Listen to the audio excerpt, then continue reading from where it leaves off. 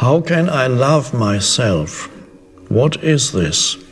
I don't remember ever saying that you should love yourself. So is it bad to love yourself? No, of course not. Is it better than to hate yourself? Yes, of course.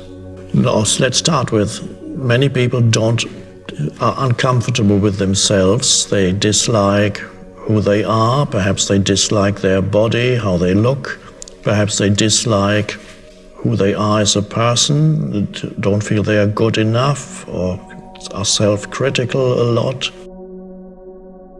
Many people live with a negative self-image, which of course all consists of certain types of mind activity, and that's not pleasant. And it may be for some of those people, once they realize that they live with a mind pattern that continually criticizes them and says negative things about them, they begin to realize that it's a mind pattern. This self-hatred is a mind pattern, and that it's harmful, it's not pleasant, and they can go beyond it and begin to replace it with more positive thoughts about themselves.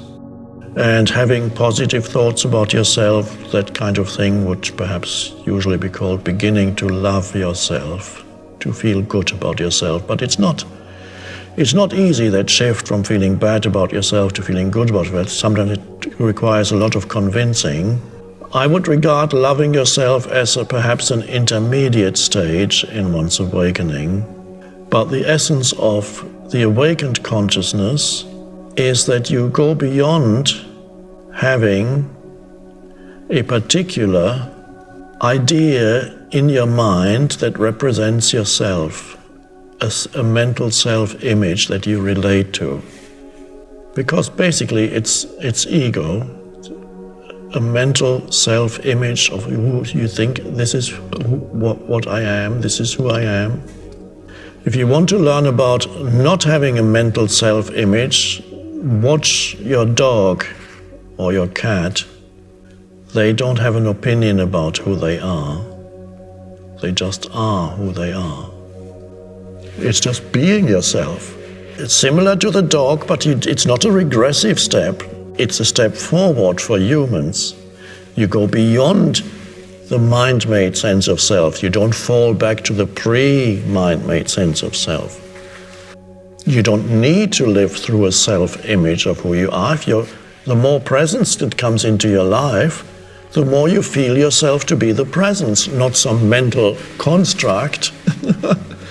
Of course, somewhere on the periphery of your mind, there may still be there is a little bit of a mental construct, but it does not provide the basis for your sense of identity anymore. Of course, yes, you know your body is too thin or too fat, says the mind, but that's just how it is, or this or that, lacking. Yes, there's some vague self-image still there, but it is not the foundation for your sense of who you are. The foundation for your sense of who you are is you are awareness, you are presence. And that's a liberation from the self-image.